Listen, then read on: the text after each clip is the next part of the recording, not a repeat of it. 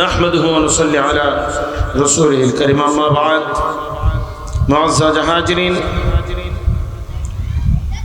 মহান আল্লাহ রাব্বুল আলামিনের দরবারে অসংখ্য অগণিত শুকরিয়া যে মহান আল্লাহ রাব্বুল আলামিন আমাদেরকে আজকের এই বিশাল মাহফিলে হাজির হওয়ার তৌফিক দান করেছেন। আল্লাহ পাক আমাদের ঈমান দান করেছেন, আখিরি জামানার পয়গম্বরের উম্মত হওয়ার তৌফিক দান করেছেন। এইভাবে অসংখ্য অগণিত নিয়ামত আল্লাহর পক্ষ থেকে আমরা পেয়েছি। তাই আসুন আমরা আল্লাহ তার এই প্রশংসা আদায় করি, প্রাণ খুলে বলে আলহামদুলিল্লাহ। আর একটু জোরে সরে বলে আলহামদুলিল্লাহ। মহান আল্লাহ রাব্বুল আলামিন কালামে পাকের ভিতরে ঘোষণা করতেছেন, আউযু বিল্লাহি মিনাশ শাইতানির রাজীম। বিসমিল্লাহির রাহমানির রাহিম। ইয়া আইয়ুহাল্লাযীনা আমানু দুখুলু ফিস-সিলমি কাফা ওয়া লা তাত্তাবি'উ খুতুওয়াতিশ শাইতান ইন্নাহু লাকুম আদুউম মুবিন। وقال تعالى أعوذ بالله من الشيطان الرجيم يوم لا ينفع مال ولا بنون إلا من أتى الله بقلب سليم. وقال رسول الله صلى الله عليه وسلم يوشك أن يأتي على الناس زمان لا يبقى من الإسلام إلا اسمه ولا يبقى من القرآن إلا رسمه مساجدهم عامرة وهي خراب من الهدى علماؤهم شر من تحت أديم السماء من عندهم تخرج الفتنة وفيهم تعود.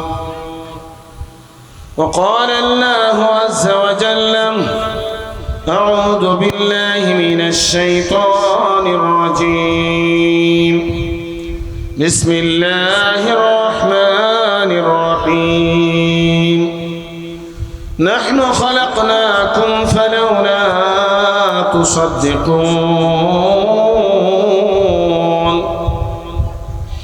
أفرأيتم ما تمنون أأنتم تخلقونه أم نحن الخالقون نحن قدرنا بينكم الموت وما نحن بمسبوقين على أن نبدل أمثالكم وننشئكم فيما لا تعلمون صدق الله العلي العظيم. প্রাণ খুলে মহব্বতে দরুদ পড়ুন। আল্লাহুম্মা সাল্লি আলা সাইয়্যিদিনা মাওলানা মুহাম্মদ ওয়া আলা আলি সাইয়্যিদিনা दिन का सूरज डूब रही है तुम लोगों की सामने दिन का सूरज डूब रही है तुम लोगों की सामने क्या जवाब है रजशर में मुस्तफा की सामने अल्लाहुम्मा सल्ली अला सय्यिदिना मौलाना मुहम्मद व अला आलि सय्यिदिना। मर्द मोमिन सो चुका भी दार हो बीदार हो मर्द मोमिन सो चुका भी दार हो बीदार हो त्याग हिम्मत हाथ में ले उठ जरा तैयार हो। अल्लाहुम्मा सल्ली अला सय्यिदिना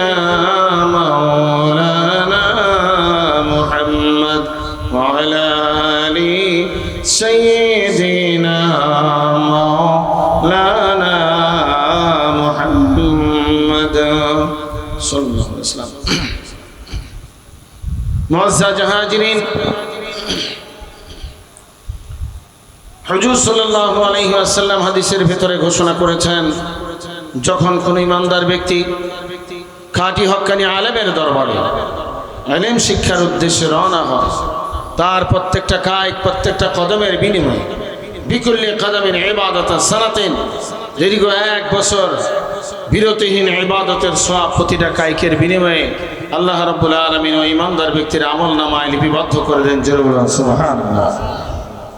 ওয়া বানা লাহু বিকুল্লি কদমিন মাদিনাতান ফিল জান্নাহ, নবী যার ইরশাদ করেছেন ওই ইমানদার ব্যক্তির প্রত্যেকটা কায়কের বিনিময়ে আল্লাহ রাব্বুল আলামিন জান্নাতের ভিতরে এক একটা শহর নির্মাণের ব্যবস্থা করে দেন। জোরে বলুন সুবহানাল্লাহ। এবং যেই জমিনের উপর দিয়ে ইমানদার ব্যক্তি মাহফিলে আসতে থাকে, কোরআনের মাহফিলে, দ্বীনি ইলমের মাহফিলে, সত্যিকার হাদির মাহফিলে আসতে থাকে, ওই জমিন আল্লাহ রাব্বুল আলামিনের কাছে ইমানদার ব্যক্তির গুনাহ মাফের জন্য দোয়া করতে থাকে। জোরে বলুন সুবহানাল্লাহ। তাহলে আজকে আমরা যারা মাহফিলে আসতে পেরেছি আমরা অত্যন্ত সৌভাগ্যবান, কথা ঠিক কিনা? যাদের মাহফিলে আসার উদ্দেশ্য আছে ওই সমস্ত ভাইদের দৃষ্টি আকর্ষণ করছে, আপনারাও বিলম্ব না করে মাহফিলে চলে আসুন। আমাদের মাহফিল গভীর রাত পর্যন্ত হয় না, কাজেই যাদের মাহফিলে আসার উদ্দেশ্য আছে শীঘ্র শীঘ্র চলে আসুন। হাদিস শরীফের মধ্যে আরো এসেছে, হুজুর মাজলিসে ইলমিন খায়রুম মিন আলফি রাকাতিন ওয়া আলফি ইয়াদাতি মারিদিন ওয়া আলফি জানাজা, দ্বীনি ইলমের মাহফিলে হাজির হওয়া 1000 রাকাত নামাজ, 1000 রোগীর সেবা শুশ্রূষা আর 1000 জানাজার নামাজে শরীক হওয়ার চাইতে উত্তম। জোরে বলুন সুবহানাল্লাহ।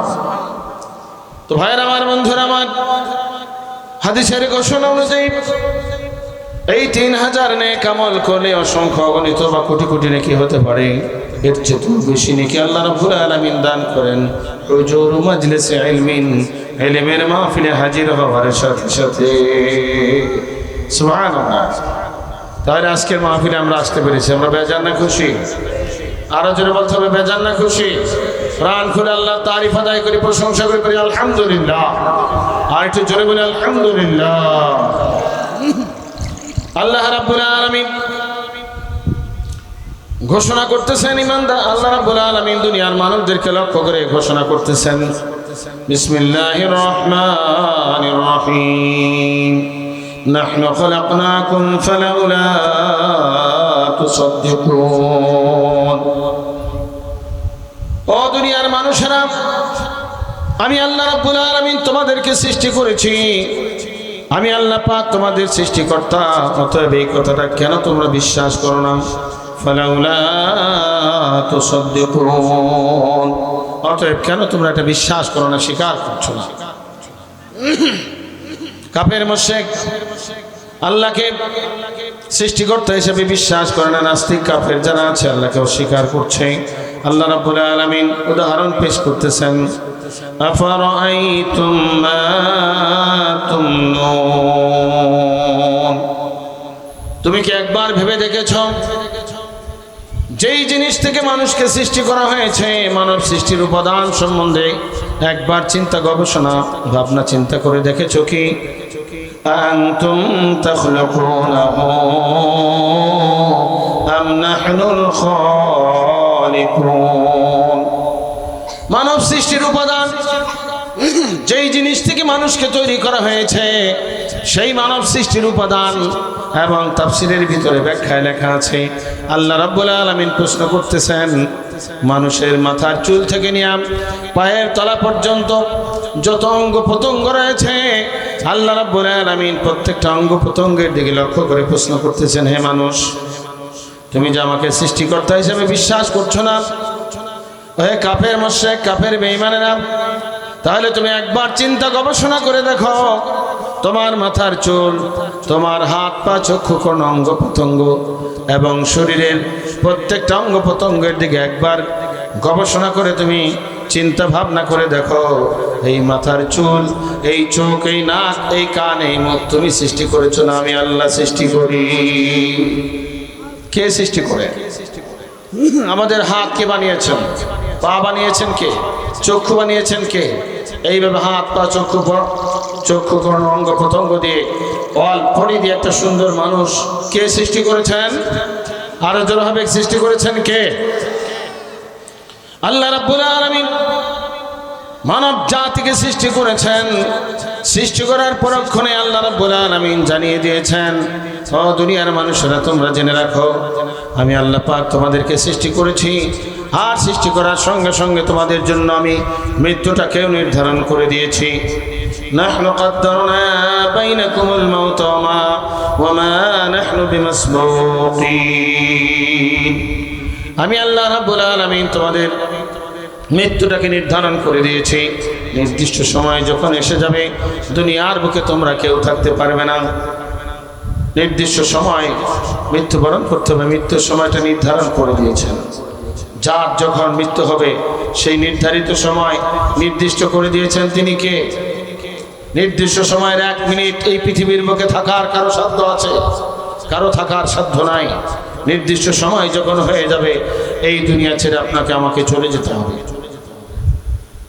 আল্লাহ রাব্বুল আলামিন অন্যত্র ঘোষণা করেছেন, আইনামা তাকুনু ইউদরিকুমুল মাউত ওয়ালাউ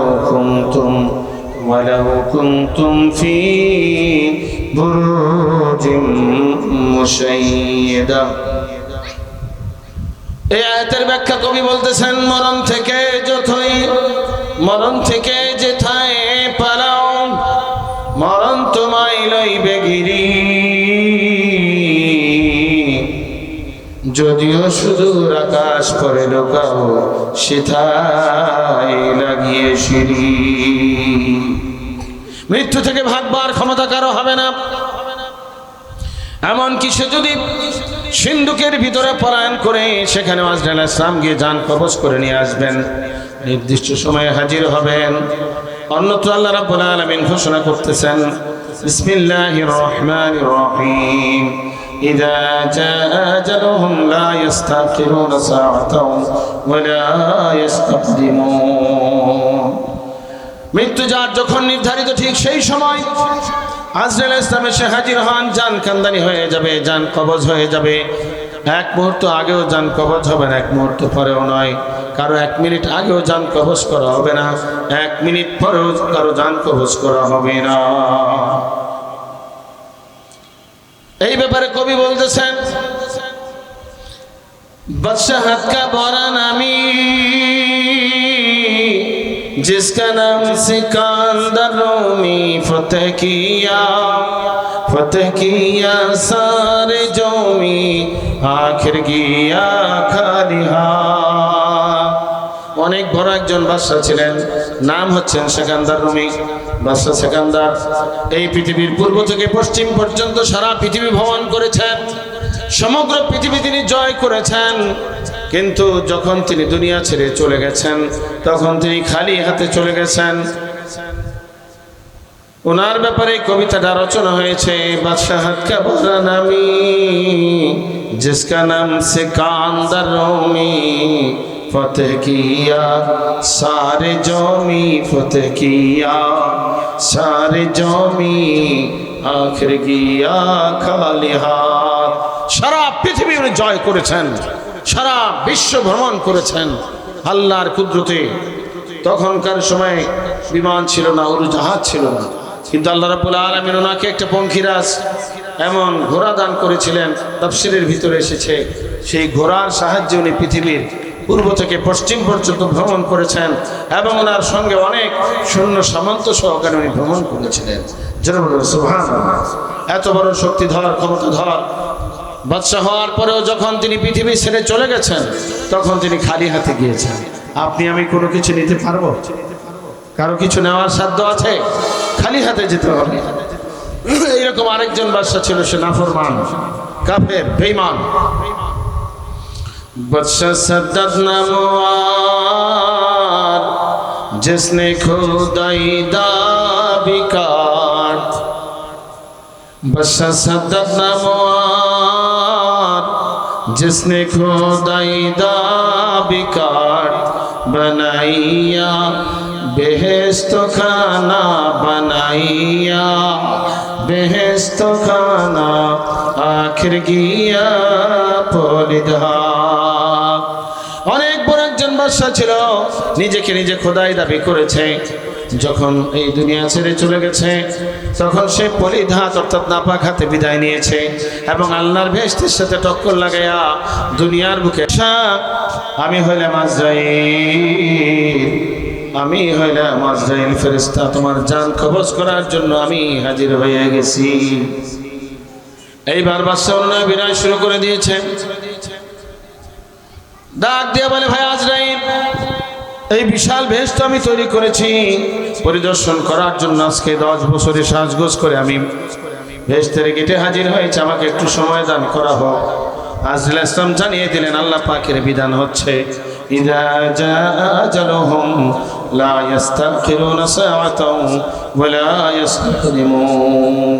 মৃত্যু যার যখন নির্ধারিত ঠিক সেই সময় আজরাইল ইসলাম জান কবজ করেন। এক মুহূর্ত আগেও তিনি জান কবজ করেন না, এক মুহূর্ত পরেও। নির্দিষ্ট সময় জান কবজ হয়ে গেল। ঘোড়ার পিঠ থেকে এক পা নামানোর জন্য সে চেষ্টা করেছে, এরই মাঝে এই জান কান্দানি হয়ে গেছে। ভাইয়ের আমার, বন্ধুরা আমার, নাপাক হাতে সেই দুনিয়া ত্যাগ করেছে, খোদাই দাবি করেছিল, বিশাল রাজত্ব ছিল তার, বেহেশত বানিয়েছিল, এরপরে বেহেশত পরিদর্শন করার ক্ষমতা তার হয় নাই। কাজেই ভাইয়ের আমার, বন্ধুরা আমার, নির্দিষ্ট সময় যখন হয়ে যাবে এই দুনিয়া ছেড়ে আপনাকে আমাকে চলে যেতে হবে। এই দুনিয়াতে আপনি আমি কেউ থাকতে পারবো না। কারো থাকার সাধ্য আছে? मौत जिस दिन आ गई दुनिया की दौलत क्या हुई, रूह तन से उड़ गई मुर्दा की हालत क्या हुई। मौत जिस दिन आ गई दुनिया की दौलत क्या हुई, रूह तन से उड़ गई मुर्दा की हालत क्या हुई। मौत যেদিন চলে আসবে, দুনিয়ার ধন সম্পদ, দুনিয়ার বালাখানা বাড়ি ঘর জায়গা জমি সব পড়ে থাকবে, কোনো কিছু আপনার আমার সঙ্গে যাবে না। কথা ঠিক কিনা? कैसे कैसे ताजदारा बादशाह चल गई, ओ खजाना बालखाना शान शौकत क्या हुई। কত বড় বড় রাজা বাদশারা পৃথিবীর বুকে এসেছিলেন, তারাও আজকে পৃথিবীর বুকে থাকতে পারেন, অর্থাৎ চিরদিন তারা থাকতে পারেন। আপনি আমি থাকতে পারবো? কারো থাকার সাধ্য নাই। কাজে মৃত্যু অমোঘ অপ্রতিরোধ্য, মৃত্যুর হাত থেকে কেউ রেহাই পায় না, কেউ পাবেও না। আমরা একদিন এই দুনিয়া ছেড়ে পরজগতের দিকে চলে যাব, কথাটা মহাসত্য। কি কথা ঠিক কিনা? কুল্লু নাফসিন যায়কাতুল মাউত, এভরিওয়ান shall taste death, মাউতু কাসিন কুল্লু নাসিন শারিবু, মাউতু কাসিন কুল্লু নাসিন শারিবু, কবর বাইতিন কুল্লু নাসিন দাখিলু। মৌত এমন এক পেয়ালা, মৌতের পেয়ালা সবাইকে পান করতে হবে। আর কবর এমন এক বাড়ি, যে বাড়িতে সবাইকে যাওয়া লাগবে। মৃত্যুর ডাক যখন চলে আসবে, আপনাকে আমাকে চলে যেতে হবে। এই পৃথিবীতে আমরা কেউ চিরদিন থাকবো না। কাজেই ভাইয়ের আমার, বন্ধুরা আমার, মৃত্যুর পরবর্তী জিন্দেগির জন্য আমাদের সকলকে প্রস্তুতি নিতে হবে। মৃত্যুর পরের যে জগৎ, সেই জগৎ হলো আখিরাত। সেই আখিরাত আল্লাহ রাব্বুল আলামিন দুই পর্যায়ের স্থান তৈরি করেছেন। সুখের স্থান বেহেশত উদ্যান, আর দুঃখের স্থান দোজখ। ওই দোজখ থেকে মুক্তি পাওয়া আসল মুক্তি। সবচেয়ে ছোট বেহেশতের ভিতরে আল্লাহ রাব্বুল আলামিন যাকে সবচেয়ে ছোট বেহেশত দান করবেন, তাকে আল্লাহ রাব্বুল আলামিন এই দুনিয়া 10টা দুনিয়ার সমান রাজত্ব দান করবেন।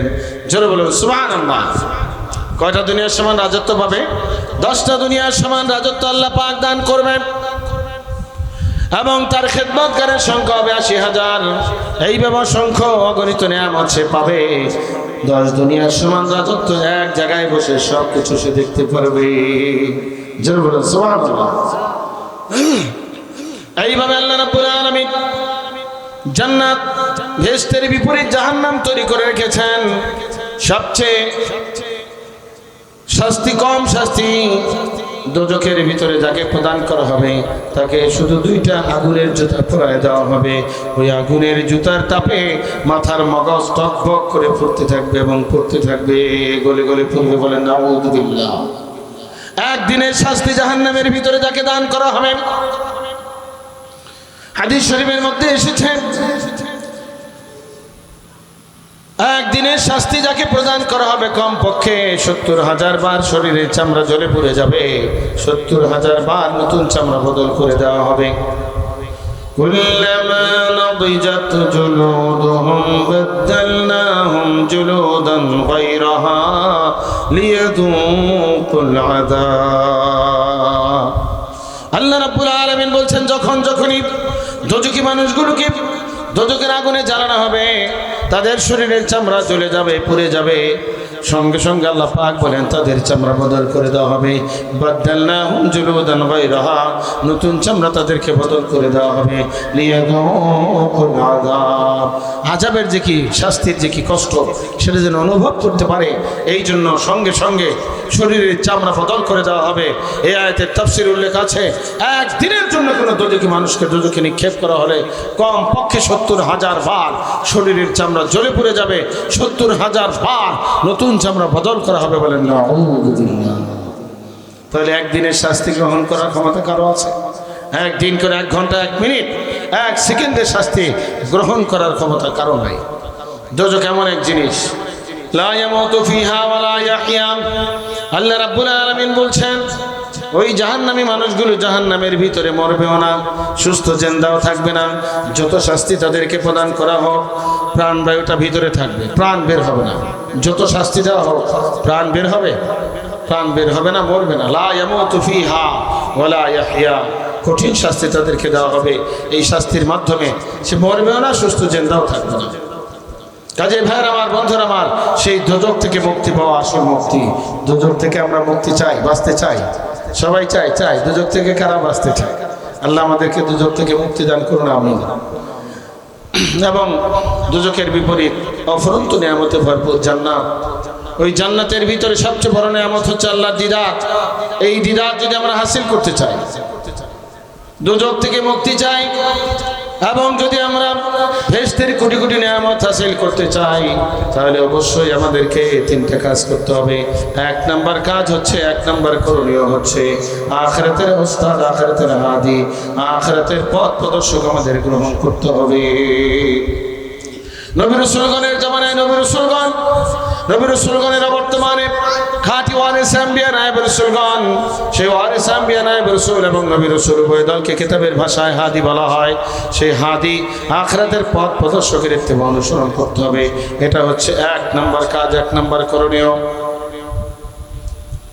2 নম্বর কাজ হচ্ছে সেই হাদির কাছ থেকে আল্লাহর পূর্ণাঙ্গ দ্বীন, আসমানি কিতাবের মূল শিক্ষা, লক্ষ লক্ষ হাদিসের মূল শিক্ষা আমাদেরকে গ্রহণ করতে হবে। 3 নম্বর দায়িত্ব, কর্তব্য হচ্ছে সে আখিরাতের হাদি, দ্বীন প্রচার জারি কায়েমের কাজে হাদিকে জান এবং মাল দিয়া সাহাবায়ে কিরামগণের তরিকায় সর্বতভাবে সাহায্য সহযোগিতা এবং চেষ্টা সাধনা করতে হবে। এই 3 ব্যাপারে কোরআন হাদিসের মধ্যে অসংখ্য জায়গায় বর্ণনা রয়েছে। আল্লাহুম্মা সাল্লি আলা সাইয়্যিদিনা মাওলানা মুহাম্মাদ ওয়া আলা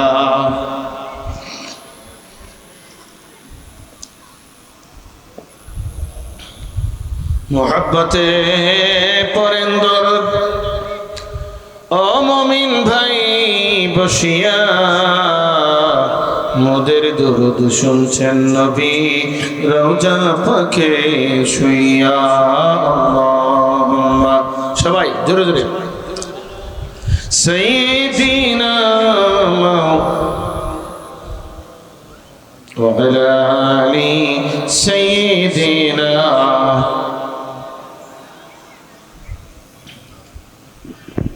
আমি এখানে হাদিস আপনাদের সম্মুখে শুরুতেই আলোচনা করেছিলাম, শুরুতেই পাঠ করেছিলাম।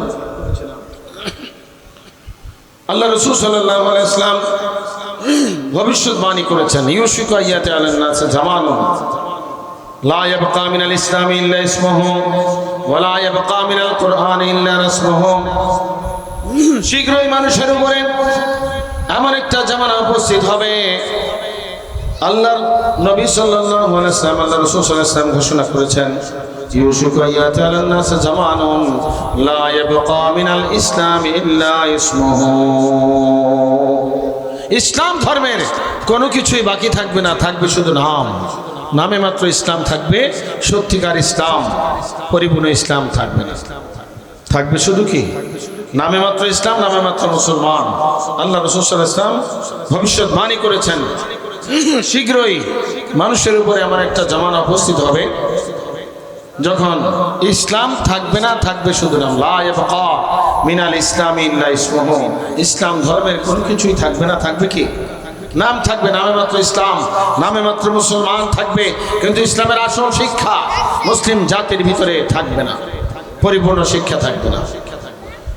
ওয়ালা ইয়াবকা মিনাল কুরআনি ইল্লা রাসমুহু।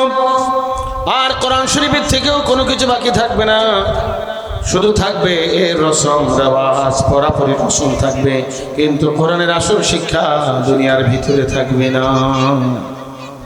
কোরআনের আসল শিক্ষা থাকবে না, থাকবে শুধু রসমি রেওয়াজ, কোরআন পাঠের রসম থাকবে।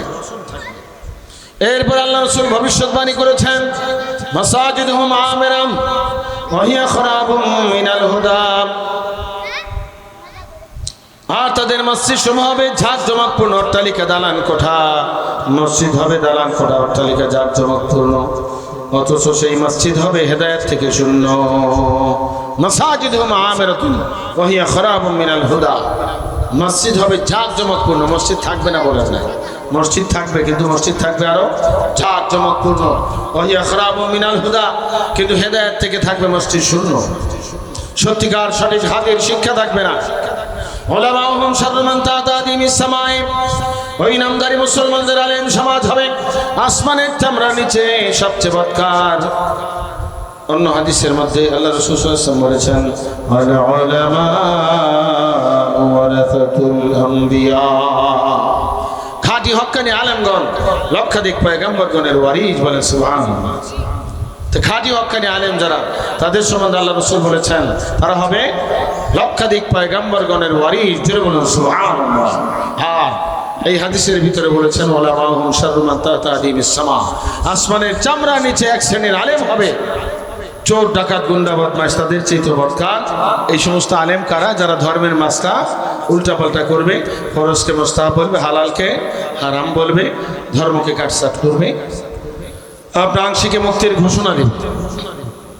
পূর্ণতার শিক্ষা যাদের ভিতরে থাকবে না, তারা হলো আসমানের চামড়ার নিচে সবচেয়ে বদকার। অর্থাৎ মাসলা, ধর্মের মাসলা কোরআনে একরকম, তারা বলবে আরেকরকম। জিনিসটা ফরজ বলবে মুস্তাহাব, আপনার জিনিসটা হালাল বলবে হারাম। এইভাবে উল্টাপাল্টা করবে, তারা হবে আসমানের চামড়ার নিচে কি সবচেয়ে খারাপ। আবার খাঁটি হক্কানি আলেম যারা, তাদের মর্যাদা আল্লাহর কাছে রাজা বাদশাদের চাইতে বেশি, জোরে বলেন সুবহানাল্লাহ। তাহলে আলেম দুই ভাগ পাওয়া যাবে, ভালো এবং মন্দ। যেইভাবে কেতাবে আছে সেইভাবে বিশ্বাস করতে হবে, ভালোকে ভালো বলতে হবে, মন্দকে মন্দ বলতে হবে। তো ভাইরা আমার, বন্ধুরা আমার, চারটা বিষয়ে ভবিষ্যৎবাণী আল্লাহ রাসূল সাল্লাল্লাহু আলাইহি ওয়াসাল্লামের ভবিষ্যৎবাণী ইসলাম সম্পর্কে। ইসলাম থাকবে না, থাকবে শুধু নাম। কোরআনের আসল শিক্ষা থাকবে না, থাকবে শুধু রসমি রেওয়াজ। কোরআনের আসল শিক্ষা থাকবে না, থাকবে কি রসমি রেওয়াজ থাকবে। এইভাবে মসজিদ হবে ঝাঁকজমকপূর্ণ। যখন আল্লাহ রাসূল সাল্লাল্লাহু আলাইহি ওয়াসাল্লাম এই হাদিস বর্ণনা করেছিলেন, মসজিদে নববী ছিল খেজুর পাতার ছাউনি। আল্লাহু আকবার, আরো জোরে হবে আল্লাহু আকবার। মসজিদে নববী কি ছিল? দালান কোঠা, অট্টালিকা ছিল, তখন খেজুর পাতার ছাউনি ছিল, অত্যন্ত নাজুক অবস্থা ছিল। এবং সারা পৃথিবীতে আপনার এই যে অট্টালিকাপূর্ণ টাইলস, মোজাইক, এসি, আপনার যে সমস্ত মসজিদ এইভাবে ছিল না। আল্লাহ রাসূল যখন ভবিষ্যৎবাণী করেছেন, তখন মসজিদে নববী খেজুর পাতার ছাউনি ছিল।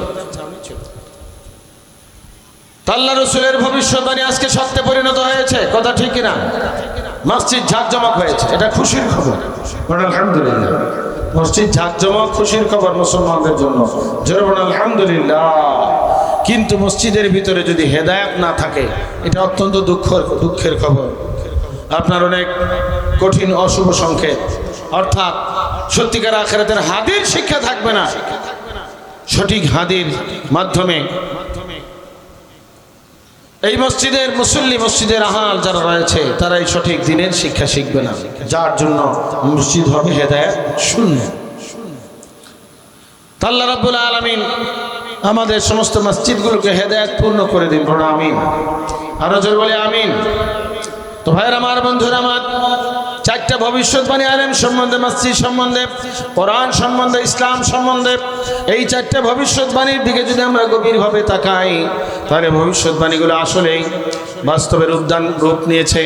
অর্থাৎ রসুলের ভবিষ্যৎবাণী শীঘ্রই মানুষের উপরে জামানা আসবে। আর আজকে দেখা যায় মুসলমানরা শুধু ইসলাম ইসলাম করতেছে, কিন্তু ইসলামের আসল রূপরেখা কি, সত্যিকার ইসলাম কি, পরিপূর্ণ ইসলাম কি, এই ব্যাপারে মুসলমান বেখবর। কথা ঠিক কিনা? আজকে মুসলমান মনে করতেছে একদল মুসলমান আছে তারা শুধু নামাজ পড়ে, রোজা রাখে, কিন্তু দেখা যায় তারা সৃষ্টির হকের ব্যাপারে গাফলাতির মধ্যে আছে, সৃষ্টির হক আদায় করে না। এরকম একদল আছে, নামাজ পড়তেছে, রোজা রাখতেছে, হজ যাকাত আদায় করে, কিন্তু বান্দাকে ঠগায়, মানুষের হয় না। তারা শুধু জিকির নিয়ে আছে, তারা বিভিন্ন কবিতা তৈরি করেছে।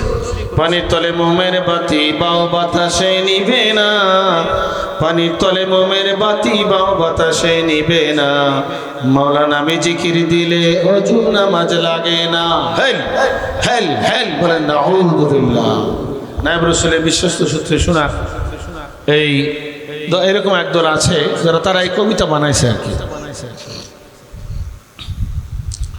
যে মাওলা নামে জিকির দিলে ওযু নামাজ লাগে না। জোরে বলেন না, আলহামদুলিল্লাহ। এরা জিকির আজকার নিয়ে ব্যস্ত থাকে। এদের দলেও লক্ষ লক্ষ লোক আছে, এদের জিকিরের দাপটে পটুয়াখালী এলাকায় আসে আপনার, যখন তারা জিকিরের মজলিস করে, এরকম বিশাল মাঠ, আর অনেক বড় মাঠ, চতুর্দিকে আপনার গজারির খুঁটি আছে। আমিও আমাদের এক পূর্ণাঙ্গদের শিক্ষার্থী বলছে যে আমার বাড়ির পাশে মাইলখানেক দূরে ভীষণ খুঁটি দিয়া আপনার এরিয়া তৈরি করে এবং শিকল বাঁধে, এবং শিকল ধরে আপনার এই জিকির তারা শুরু করে। জিকিরের দাপটে ভীষণভাবে কম্পন শুরু হয়ে যায়, এমনভাবে জিকির দেয়, জিকিরের দাপটে আপনার মাটি সহ কাঁপুনি শুরু হয়ে যায়। এইরকমভাবে তারা জিকির আজকার করে, কিন্তু তারা নামাজ রোজার ধার ধারে না। এরাও তো আল্লাহকে পেতে চায়, চায় কিনা? এরকম একদল আছে। এইভাবে বিভিন্ন রকমের ইসলাম ধর্ম নিয়ে বিভিন্ন দল এই সারা পৃথিবীতে, সারা বাংলাদেশে রয়েছে। আবার একদল আছে দেখা যায় কলমা নামাজ রোজা ইত্যাদির সাথে জেহাদ করো, জেহাদেই মুক্তি, কিন্তু আত্মশুদ্ধির বিষয়ে কলবেল মেতাসব এটা যে জরুরি, এই বিষয়ে তারা বেখবর। এইভাবে ইসলাম ধর্ম নিয়ে বিভিন্ন রূপ, বিভিন্ন ধারণা মুসলমানদের ভিতরে বিরাজ করতেছে। কেউ আল্লাহর হক নামাজ রোজা ছেড়ে দিয়েছে, কেউ বান্দার হক ছেড়ে দিয়েছে। এইভাবে কেউ আল্লাহর হক, বান্দার হক, নামাজ রোজা সব কিছু ছেড়ে দিয়ে শুধু জিকির করতেছে। এখন সত্যিকার দিন কোনটা? আল্লাহ রসুলের রেখে যাওয়া সত্যিকার দিন, এই দিন সম্বন্ধে আমাদেরকে জানতে হবে। এই দিন আপনাদেরকে জানিয়ে দেওয়ার জন্য আজকের এই বিশাল মাহফিলের আয়োজন করা। আলহামদুলিল্লাহ। আল্লাহ রসুল সাল্লাল্লাহু আলাইহি ওয়াসাল্লাম লক্ষ লক্ষ হাদিস বর্ণনা করেছেন। লক্ষ লক্ষ হাদিসের ভিতরে একখানা হাদিস রয়েছে যাকে উম্মুল হাদিস বলা হয়, হাদিসে জিবরাইল বলা হয়। আমার হাতে আপনারা দেখতে পাচ্ছেন মুসলিম শরীফ, অনেকে পড়ছেন, অনেকে না পড়লেও নাম শুনেছেন। সেই মুসলিম শরীফ প্রথম খণ্ড 47 নম্বর পৃষ্ঠায় হাদিসখানা রয়েছে। হাদিসখানা অনেক লম্বা চড়া। আল্লাহ রসুল সাল্লাল্লাহু আলাইহি ওয়াসাল্লামের দরবারে সাহাবা ইকরাম ছিলেন। একজন আগন্তুক ব্যক্তি হাজির হলেন। সাহাবা ইকরাম তাকে কেউ চিনেন না, দূর থেকে আসছেন, এরকম কোনো লক্ষণ তার ভিতরে দেখা যাচ্ছে না। এইভাবে লোকটা এসে সাদা ধবধবে পোশাক, কালো মিসমিসে তার চুল, আল্লাহ রসুলের সরাসরি আল্লাহ রসুলের কাছে নবীজির সামনে এসে আত্তাহিয়াতুর মতো নামাজের সুরতে বসে গেলেন। বলে সুবহানাল্লাহ। আত্তাহিয়াতুর সুরতে বসে পড়লেন, প্রশ্ন করতেছেন, কয়েকটা প্রশ্ন করেছেন। ঈমান সম্বন্ধে প্রশ্ন করেছেন, জাহের ইসলাম ফিকহ সম্বন্ধে প্রশ্ন করেছেন, ইহসান সম্বন্ধে প্রশ্ন করেছেন, কিয়ামত কখন হবে প্রশ্ন করেছেন, কিয়ামতের আলামত কি সেটা প্রশ্ন করেছেন। এইভাবে 5টা প্রশ্ন করেছেন। কয়টা প্রশ্ন করেছেন? 5টা প্রশ্ন করেছেন। আল্লাহ রাসূল সাল্লাল্লাহু আলাইহি ওয়াসাল্লাম জবাব দিয়েছেন। কিয়ামত সম্বন্ধে যখন প্রশ্ন করেছেন তখন নবীজি বলছেন, মাল মাসউলু আনহা বিআলামা মিনাস সাইল, যাকে প্রশ্ন করা হয়েছে তিনি প্রশ্নকারীর চেয়ে বেশি জানেন না। অর্থাৎ কিয়ামতের ব্যাপারে একমাত্র কে জানেন? কিয়ামত কখন হবে একমাত্র জানেন কে? আল্লাহ ছাড়া কিয়ামতের ব্যাপারে কেউ জানেন না। এই জন্য আল্লাহ রাসূল বলছেন, যিনি প্রশ্নকারী আর যাকে প্রশ্ন করা হয়েছে তিনি বরাবর। অর্থাৎ কিয়ামতের খবর আল্লাহ পাক জানেন, আল্লাহ ছাড়া কেউ জানেন না। এরপরে কিয়ামতের আলামত সম্বন্ধে বলছেন। আলামত সম্বন্ধে বলতে গিয়ে আল্লাহ রাসূলের কাছে যখন প্রশ্ন করা হলো, শেষ প্রশ্ন, তাহলে কিয়ামতের আলামত সম্বন্ধে আমাকে বলুন, তখন আল্লাহ রাসূল সাল্লাল্লাহু আলাইহি ওয়াসাল্লাম বলেছেন, দাসী তার মনিবকে প্রসব করবে। অর্থাৎ দুনিয়ার বুকে সন্তান, ছেলে সন্তান ভূমিষ্ঠ হবে, পিতামাতার সাথে এই সন্তানগুলো এমন আচরণ করবে যেভাবে মানুষ দাস দাসীর সাথে আচরণ করে থাকে, ওই রকমভাবে পিতামাতার সাথে সন্তানের আচরণ করবে। অর্থাৎ পিতামাতার নাফরমান এই দুনিয়ার বুকে বৃদ্ধি হয়ে যাবে। বলেন নাউযুবিল্লাহ। কিয়ামতের অনেক আলামত, এর ভিতরে একটা আলামত কি? বাপ মার নাফরমান সন্তান পৃথিবীতে বেড়ে যাবে। আজকে দিন দিন আপনার দিন যতই যাচ্ছে, এগিয়ে যাচ্ছে, কিয়ামতের দিকে অগ্রসর হচ্ছে, আপনার পিতামাতার অবাধ্য সন্তান, পিতামাতার নাফরমান দিন দিন বৃদ্ধি পাচ্ছে। কথা ঠিক কিনা? সমাজের ভিতরে প্রায় জায়গাতে দেখা যায়, অনেক মাহফিলে আপনার পিতামাতার পক্ষ থেকে আবেদন আসে যে হুজুর মাতা পিতার সম্বন্ধে একটু বর্ণনা দিবেন। হাদিস শরীফের মধ্যে এসেছে, আল্লাহ রাসূল সাল্লাল্লাহু আলাইহি ওয়াসাল্লাম বলেছেন, যদি কোনো সন্তান পিতামাতার দিকে ভক্তি শ্রদ্ধার নজর একবার নজর করে, তাহলে আল্লাহ রাব্বুল আলামিন একটা কবুল হজের সওয়াব তার আমলনামায় লিপিবদ্ধ করে দেন। যারা বলেন সুবহানাল্লাহ। এইভাবে হাদিসের ভিতরে আরো এসেছে, একজন সাহাবী আরজ করলেন, ইয়া রাসূলুল্লাহ, পিতামাতার ব্যাপারে সন্তানের উপরে কি হক আছে, কি দায়িত্ব আছে? আল্লাহ রাসূল বললেন, ওমা জান্নাতুকা ওয়া নারুক, তারাই তোমার বেহেশত, তারাই তোমার দোজখ। অর্থাৎ আল্লাহ রাসূল সাল্লাল্লাহু আলাইহি ওয়াসাল্লাম বলেছেন, পিতামাতার খেদমত যদি তুমি সঠিকভাবে আদায় করতে পারো, তাহলে পিতামাতার খেদমত করার কারণে আল্লাহ রাব্বুল আলামিন তোমার প্রতি খুশি হয়ে তোমার জন্য জান্নাত বেহেশত দান লিপিবদ্ধ করে দিবেন। সুবহানাল্লাহ। আর যদি পিতামাতার নাফরমানি করো, তাহলে জেনে রাখো পিতামাতার নাফরমানির কারণে জাহান্নাম তোমার জন্য ওয়াজিব হয়ে যাবে। বলেন নাউযুবিল্লাহ। হাদিসের মধ্যে আরো এসেছে, রিদা রাব্বি ফি রিদাল ওয়ালিদাইন ওয়া সাখাতু রাব্বি ফি সাখাতিল ওয়ালিদাইন। পিতামাতার সন্তুষ্টিতে আল্লাহ সন্তুষ্ট, পিতামাতার অসন্তুষ্টিতে আল্লাহ পাক কত অসন্তুষ্ট হয়ে যায়। পিতামাতাকে যদি আমরা সন্তুষ্ট করতে পারি, তাহলে কে সন্তুষ্ট হবে? পিতামাতা খুশি হইলে কে খুশি হন? আল্লাহ। আর পিতামাতা যদি অসন্তুষ্ট হয়ে যান, তাহলে ওই সন্তানের প্রতি আল্লাহ পাক অসন্তুষ্ট, বেজার হয়ে যান। কাজেই ভাইয়ের আমার, বন্ধুরা আমার, পিতামাতার হক যথাযথভাবে আদায় করতে হবে, পিতামাতাকে খুশি রাখতে হবে। পিতামাতা খুশি হয়ে গেলে আল্লাহ পাক ওই সন্তানের প্রতি খুশি হয়ে যান। সুবহানাল্লাহ। ভাইয়ের আমার, বন্ধুরা আমার, তো শেষ প্রশ্নটা করেছিলেন কিয়ামতের আলামত সম্বন্ধে আমাকে জানিয়ে দিন। নবীজি বললেন, দাসী তার মনিবকে প্রসব করবে। অর্থাৎ সন্তান পিতামাতার সাথে এরকম আচরণ করবে, মানুষ যেইভাবে দাস দাসীর সাথে খারাপ আচরণ করে, দাস দাসীর সাথে যেভাবে তুচ্ছতা চিল্লের সাথে আচরণ করে থাকে, ওইভাবে সন্তানগুলো পিতামাতার সাথে খারাপ আচরণ করবে, পিতামাতার নাফরমান হয়ে যাবে।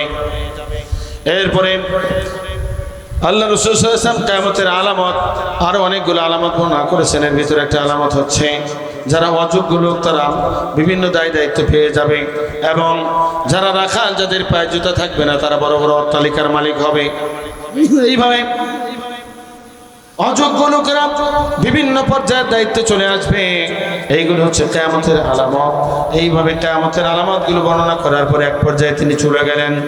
কিছু সময় অতিবাহিত হওয়ার পরে আল্লাহ রাসূল সাল্লাল্লাহু আলাইহি ওয়াসাল্লাম হযরত ওমরকে লক্ষ্য করে বলেছেন, হে ওমর, ইয়া ওমর আতাদরি মানিস সাইল, হে ওমর, একটু আগে যে আমাকে প্রশ্ন করেছিল সেই প্রশ্নকারী কে, তুমি কি চিনো? সেই প্রশ্নকারী কে ছিলেন তুমি কি জানো? হযরত ওমর বললেন কুলতু আল্লাহু ওয়া রাসূলুহু আলাম, তিনি বললেন আমি বললাম আল্লাহ এবং তার রাসূলই ভালো জানেন। বলে সুবহানাল্লাহ। সাহাবা ইকরামের বিষয় কোনো বিষয় না জানা থাকলে আদবের সাথে বলতেন যে আল্লাহ এবং তার রাসূল কি জানেন, ভালো জানেন। জোরে বলুন সুবহানাল্লাহ। তখন নবীজি বলছেন ক্বালা ফাইন্নাহু জিবরাইল আতাকুম ইউআল্লিমুকুম দীনাকুম, নিশ্চয়ই তিনি ছিলেন হযরতে জিবরাইল আলাইহিস সালাম। আতাকুম ইউআল্লিমুকুম দীনাকুম, তিনি এসেছিলেন তোমাদের কাছে আল্লাহর দ্বীন শিক্ষা দেওয়ার জন্য। জোরে বলুন সুবহানাল্লাহ। আল্লাহর দ্বীন শিক্ষা দেওয়ার জন্য নবীজির কাছে আগমন করেছিলেন। তিনি কে ছিলেন? হযরতে জিবরাইল আলাইহিস সালাম। তাই জন্য হাদিস খানাকে হাদিসে জিবরাইল বলা হয়। কি বলা হয়? হাদিসে জিবরাইল বলা হয়। ঈমান সম্বন্ধে প্রশ্ন করেছেন, আল্লাহ রাসূল জবাব দিয়েছেন। জাহের ইসলাম সম্বন্ধে প্রশ্ন করেছেন, নবীজি জবাব দান করেছেন। এরপরে ইহসান তাসাউফ সম্বন্ধে প্রশ্ন করেছেন, নবীজি জবাব দিয়েছেন। কিয়ামতের আলামতের প্রশ্ন করা হয়েছে। এরপরে আগন্তুক যখন প্রশ্নকারী চলে গেলেন তখন নবীজি আপনার জানিয়ে দিলেন ওমর ফারুককে, তিনি ছিলেন হযরতে জিবরাইল আলাইহিস সালাম। তিনি এসেছিলেন তোমাদের কাছে ইউআল্লিমুকুম দীনাকুম, তোমাদেরকে আল্লাহর দ্বীন শিক্ষা দেওয়ার জন্য। সুবহানাল্লাহ। এই হাদিসের ব্যাখ্যা মুসলিম শরীফ প্রথম খণ্ড আরবি হাসিয়া 47 নম্বর পৃষ্ঠার ভিতরে এসেছে। ইন্না খোলাসাহু, এই হাদিস অনেক লম্বা চড়া, এর খোলাসা কথা কি, সার সংক্ষেপ কথা। ইন্না খোলাসাহু ইন্না দীন মুরাক্কাবুম মিন সালাসাতি আজজা। হাদিসে জিবরাইল অনেক লম্বা, কিন্তু এর মূল কথা, সার সংক্ষেপ কথা, নিশ্চয় আল্লাহর দ্বীন গোড়ার দিকে গঠিত হয়েছে 3 অংশের দ্বারা। কয় অংশের দ্বারা? আল্লাহর দ্বীন গঠিত হয়েছে 3 অংশের দ্বারা, আকায়েদ, তাসাউফ এবং ফিকহ। হাদিসে জিবরাইলের ভাষায় ইসলাম, ঈমান, ইহসান। কয় ভাগ মাসলা নিয়ে দ্বীন গঠিত? 3 ভাগ। কয় ভাগ মাসলা নিয়ে? 3 ভাগ মাসলা নিয়ে আল্লাহর দ্বীন গঠিত, আকায়েদ, তাসাউফ এবং ফিকহ।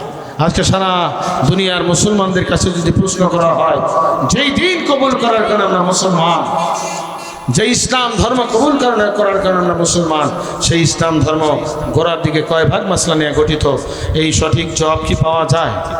সবার একই কথা, বেশিরভাগ জবাব আসে কলমা, নামাজ, রোজা, হজ, যাকাত। এইগুলো তো ইসলাম, এইগুলো তো মুসলমানদের ধর্মের মূল বিষয়।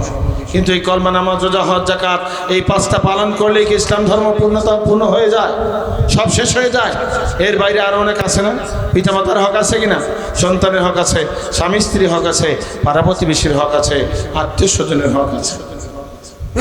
যেভাবে নামাজ পড়া ফরজ, রোজা রাখা ফরজ, একইভাবে পিতামাতার হক আদায় করা গুরুত্বপূর্ণ ফরজ, স্বামী স্ত্রীর হক আদায় করা ফরজ।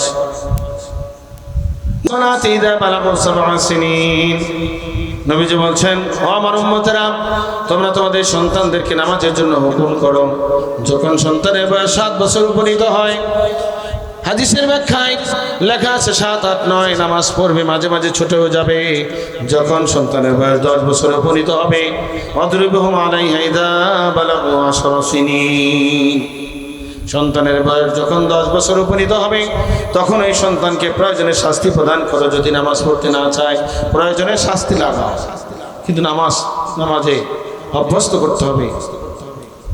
এই নামাজ যদি কেউ ছেড়ে দেয়, 1 ওয়াক্ত নামাজ ছেড়ে দিলে হাদিসের মধ্যে এসেছে কম পক্ষে তাকে 6400 বছর, 80 নম্বর ব্যাখ্যা লেখা আছে 6400 বছরের জন্য 1 ওয়াক্ত নামাজের অপরাধে শাস্তি ভোগ করতে হবে।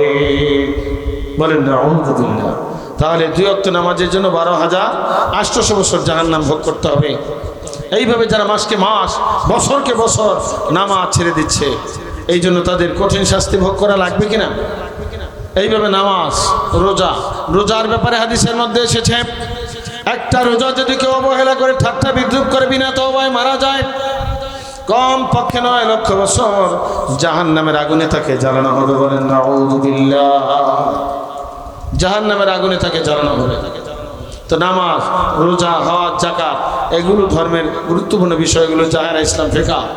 এই ফিকহের ভিতরে আরো একটা দিক আছে যাকে মুআমালাত বলা হয়। একটু আগে যে বললাম পিতামাতার হক, এর মধ্যে আছে আবার স্বামী স্ত্রী হক আছে।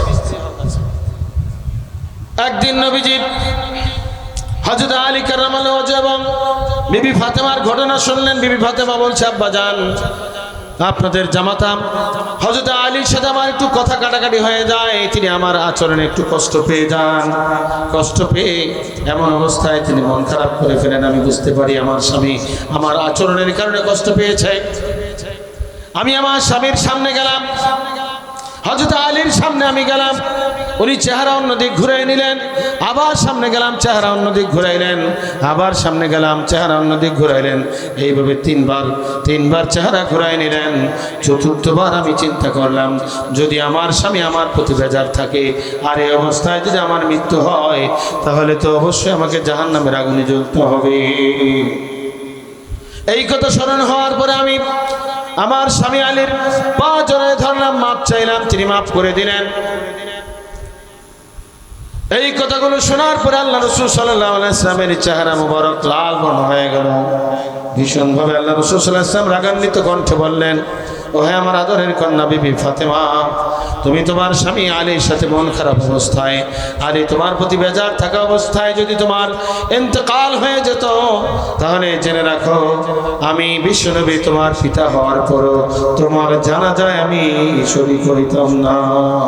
বলেন নাউযুবিল্লাহ, জোরে বলেন নাউযুবিল্লাহ। তাহলে স্বামী যদি সন্তানের আপনার স্বামী যদি স্ত্রীর প্রতি বেজার থাকে, তাহলে এই স্ত্রীর জন্য কি ভেস্ত আছে? এই স্ত্রীর জন্য ভেস্ত উদ্যান নাই।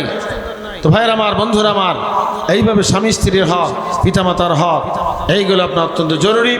এইভাবে মুআমালাত অত্যন্ত জরুরি বিষয়। সেই জরুরি বিষয়গুলো আমাদেরকে জানতে হবে এবং মানতে হবে। তো শুধু বলতেছিলাম যে শুধু নামাজ পড়লো, রোজা রাখলো, হজ করলো, যাকাত দিল, কিন্তু পিতামাতার মনে কষ্ট দেয়, পিতামাতারে ভাত দেয় না, পিতামাতার সাথে পিতামাতাকে দুঃখ দেয়, কষ্ট দেয়, পিতামাতার সাথে খারাপ আচরণ করে। যদি তার নামাজ, রোজা, হজ, যাকাত, লাখো আমল বন্দেগী থাকতে পারে, পিতামাতার নাফরমানের জন্য কি ভেস্ত আছে?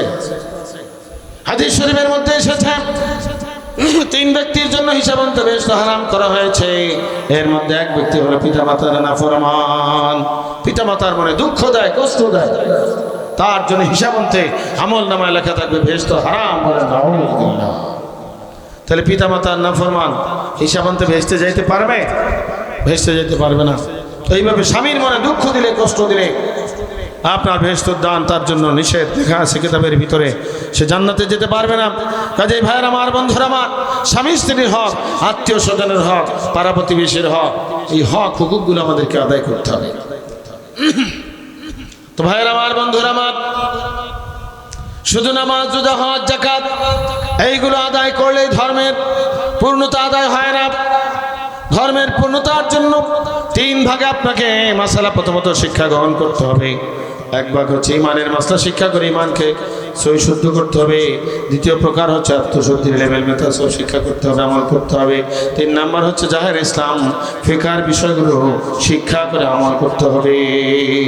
যেই বিষয় আমরা হাদিসে জিব্রাইল থেকে, মুসলিম শরীফের আপনার আরবি হাসিয়া থেকে আমরা জানতে পেরেছি, ইসলাম, ইমান, ইহসান অর্থাৎ আকায়েদ, তাসউফ এবং ফিকহ, এই তিনের সমষ্টি হলো আল্লাহর পূর্ণাঙ্গ দিন। এই তিন ভাগ মাসলা নিয়ে হলো পরিপূর্ণ ইসলাম। আলহামদুলিল্লাহ। এই তিন ভাগ মাসলার প্রচার কি সারা দুনিয়াতে আছে? সারা দেশে পাওয়া যায়? সারা দেশে পাওয়া যায় না। সারা দেশে ভাঙাচোরা কিছু বিষয় আছে। যাই হোক, বিষয়গুলো আমি আরও আলোচনা আপনাদের সম্মুখে নিয়ে আসবো। আমার হাতে আরেকখানা কিতাব আপনারা দেখতে পাচ্ছেন, তিরমিজি শরীফ, হাদিসের সহিহ কিতাব। মুসলিম শরীফের পরে তিরমিজি শরীফ। এই তিরমিজি শরীফ দ্বিতীয় খণ্ড। হাদিসখানা অনেক সময় মুজাদ্দিদ আজম রাহমাতুল্লাহ আলাইহি আপনার পাঠ করতেন। মাইয়ুরিদিল্লাহু বিহি খায়রান ইউফাক্কিহু ফিদ্দীন, মাইয়ুরিদিল্লাহু বিহি খায়রান ইউফাক্কিহু ফিদ্দীন। আল্লাহ রাসূল সাল্লাল্লাহু আলাইহি ওয়াসাল্লাম ঘোষণা করেছেন, আল্লাহ যার কল্যাণ কামনা করেন, আল্লাহ যার ভালাই চান, আল্লাহ যাকে জান্নাত দিতে চান, তাকেই দ্বীন সম্বন্ধে জ্ঞান দান করেন। সুবহানাল্লাহ। আল্লাহ যাকে জান্নাত দিতে চান তাকে কিসের জ্ঞান দান করেন? দ্বীনের জ্ঞান দান করেন। এই হাদিসের ব্যাখ্যা লেখা আছে, দ্বীনের জ্ঞান কি, দ্বীন কি জিনিস। ফিদ্দীন আই ফি আহকামে শরীয়ত ওয়া তরিকত ওয়াল হাকিকত। ফিদ্দিন আই ফি আহকামি শরীয়ত ওয়াত তরিকত ওয়াল হাকিকত, অর্থাৎ শরীয়ত, তরিকত, হাকিকত, আকায়েদ, তাসাউফ এবং ফিকহ জ্ঞান দান করেন। আলহামদুলিল্লাহ। আল্লাহ যাকে ভালোবাসেন তাকে যে দিনের জ্ঞান অর্থাৎ আকায়েদ, তাসাউফ, ফিকহ জ্ঞান দান করেন, এই হাদিস তার প্রমাণ কিনা? তিরমিজি শরীফের হাদিসের মাধ্যমে এটা আমরা জানতে পেরেছি। আল্লাহ পাক যে আমাদের ভালাই চান, আমাদের কল্যাণ চান, আমাদেরকে জান্নাত দিতে চান, এই হাদিস হলো তার প্রমাণ। আলহামদুলিল্লাহ। দিন হচ্ছে আকায়েদ, তাসাউফ, ফিকহ, এই তিনের সমষ্টি। আর এই তিনের সমষ্টি দিনের জ্ঞান আল্লাহ তাদেরকে দান করেন যাদেরকে আল্লাহ ভালোবাসেন, মহব্বত করেন। প্রাণ খুলে বলেন আলহামদুলিল্লাহ। তো আপনার এখানে কিতাব জখিরায়ে কেরামত, যিনি লিখেছেন, লেখক হচ্ছেন জৌনপুরি আল্লামা কেরামত আলী রহমাতুল্লাহ আলাই। জৌনপুরীর নাম কেরামত আলী জৌনপুরি রহমাতুল্লাহ আলাইয়ের নাম আমরা অনেকেই শুনেছি। ওনার এক বিশেষ বৈশিষ্ট্য, আল্লাহ রাব্বুল আলামিন ওনাকে এমন এক মর্যাদা দান করেছেন, ওনার হাতে 2,16,00,000 গারো, হাজং, হিন্দু, খ্রিস্টান, অমুসলমান ইসলামের কলেমা পাঠ করে মুসলমান হয়েছেন। জোরে বলেন সুবহানাল্লাহ। আর জোরে বলেন সুবহানাল্লাহ। এত বড় খেদমত হযরত আদম আলাইহিস সালাম থেকে নিয়ে অদ্য পর্যন্ত কারো জীবনীতেই পাওয়া যায় না। খাজা মঈনুদ্দিন চিশতি রাহমাতুল্লাহ আলাইহির জীবনী পাঠ করলে দেখা যায় 90 লক্ষ লোক ওনার কাছে কলমা পড়ে মুসলমান হয়েছেন। বলে সুবহানাল্লাহ। তো সারা জীবনে একজন মুসলমানকে মুসলমান বানানো যায় না। আর জৌনপুরি আল্লামা কেরামত রহমাতুল্লাহ আলাইহির হাতে কতজন অমুসলমান? 2,16,00,000 মুসলমান, হিন্দু, গারো, হাজং, খ্রিস্টান ইসলামের কলেমা পড়ে মুসলমান হয়েছিলেন। জোরে বলেন সুবহানাল্লাহ। ওনার লিখিত জখিরায়ে কেরামত 3য় খণ্ড, জখিরায়ে কেরামত 3য় খণ্ডের 69 নম্বর পৃষ্ঠার মধ্যে লেখা আছে, सूजो इल्म अंबिया अलैहि इस्लाम और तस्लीमा से बाकी रहा है, दोनों पर है, एक इल्म हकाम, दूसरे इल्म असरार। সুতরাং যে ইলম এই পৃথিবীর বুকে আদম আলাইহিস সালাম থেকে নিয়ে বিশ্বনবী করিম সাল্লাল্লাহু আলাইহি ওয়াসাল্লাম পর্যন্ত সমস্ত পয়গম্বরগণ এই পৃথিবীর বুকে যে ইলম রেখে গেছেন, প্রথমত 2 ভাগ। প্রথমত কয় ভাগ? ইলমে হাকাম, ইলমে আসরার। ইলমে হাকামের মর্ম ফিকহ, ইলমে আসরারের মর্ম উনি লিখেছেন। ইলমে আসরারের মর্ম হলো আকায়েদ আর তাসাউফ। আকায়েদ এবং তাসাউফ অর্থাৎ আকায়েদ, তাসাউফ এবং ফিকহ, এই 3 ভাগ ইলম লক্ষাধিক পয়গম্বর এই দুনিয়ার বুকে শিক্ষা দান করেছিলেন। জোরে বলুন সুবহানাল্লাহ। কয় ভাগ ইলম শিক্ষা দিয়েছিলেন? 3 ভাগ ইলম, আকায়েদ, তাসাউফ এবং ফিকহ, এই 3 প্রকার ইলম শিক্ষা দান করেছিলেন। আরেকখানে কিতাব একই লেখক জৌনপুরি আল্লামা কেরামত আলী রহমাতুল্লাহ আলাইহি, এটা হচ্ছে জখিরায়ে কেরামত 1ম এবং 2য় খণ্ড। আগের খানা হচ্ছে 3য় খণ্ড।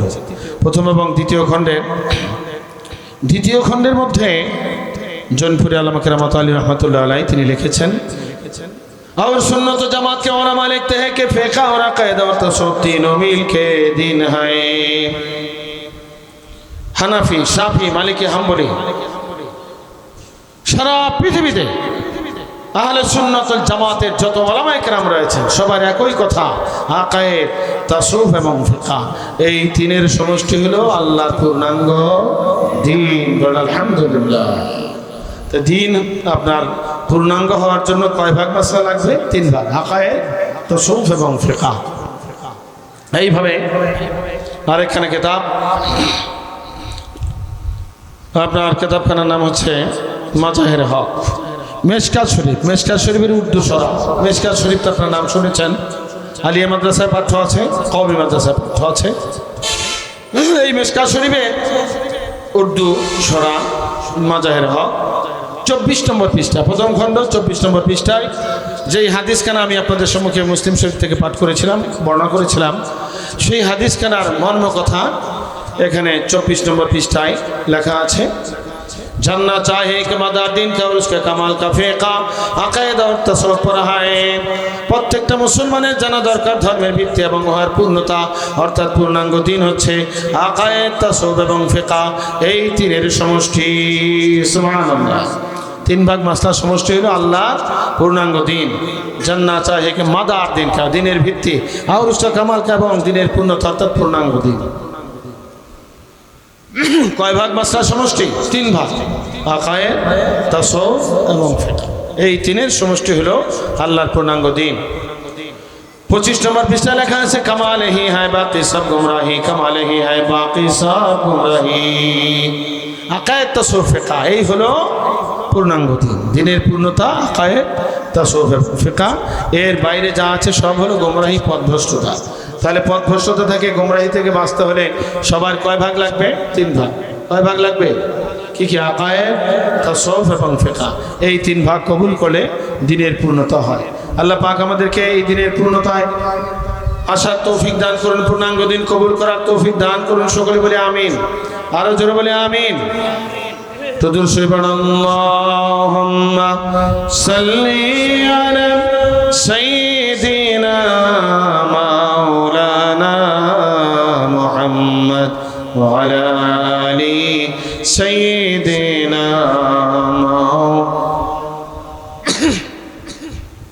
লিয়াতাফাক্কাহু ফিদ্দীন, যেন তারা দিনের ব্যাপারে গভীর জ্ঞান অর্জন করে। সূরা তাওবা শেষ দিকের আয়াত। এই আয়াতের ব্যাখ্যায় মুসাল্লামুস সুবুত, ইসলামী লব আইনের কিতাব।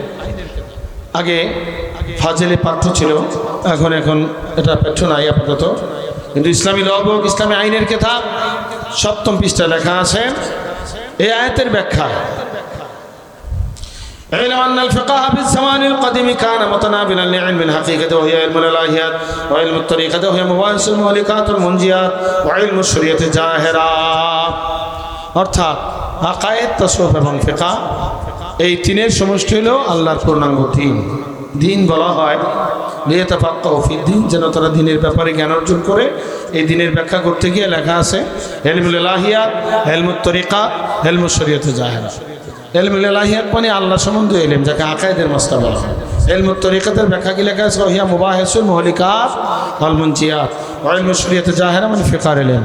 অর্থাৎ আকায়েদ, তাসাউফ এবং ফিকহ এই তিনের সমষ্টি হলো আল্লাহর পূর্ণাঙ্গ দিন। এই পূর্ণাঙ্গ দিন প্রথমত একটা নাম, এরপরে 3 ভাগ মাসালা নিয়ে গঠিত। এরপরে আমলি মাসটা 4 ভাগ। আমলি মাসটা কয় ভাগ? 4 ভাগ।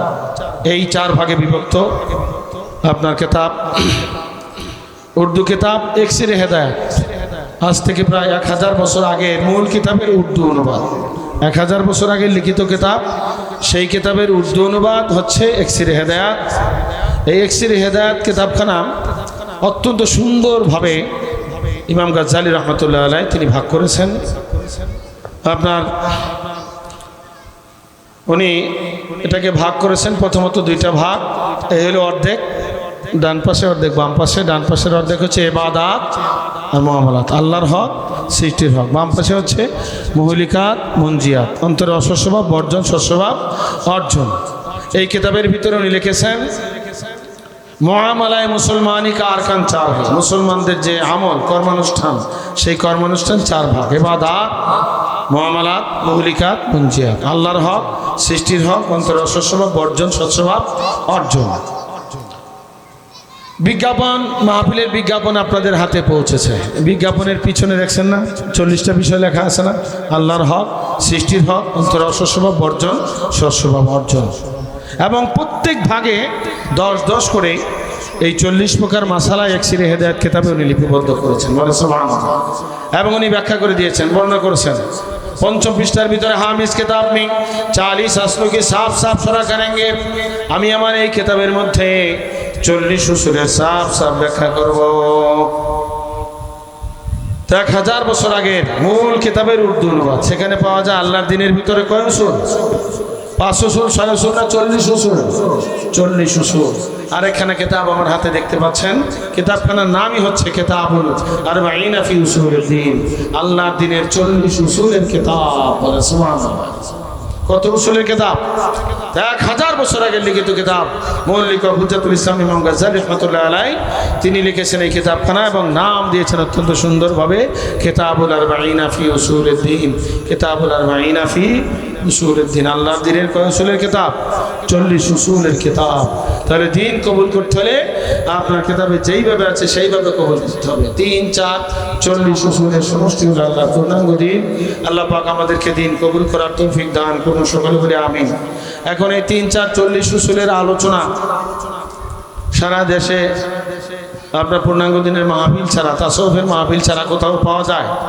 40 উসুলের আলোচনা, আকায়েদ, তাসাউফ, ফিকহ, ইবাদত, মুআমালাত, মুহলিকাত, মুনজিয়াত, এই ধরনের আলোচনা আপনারা কোথাও শুনেছেন?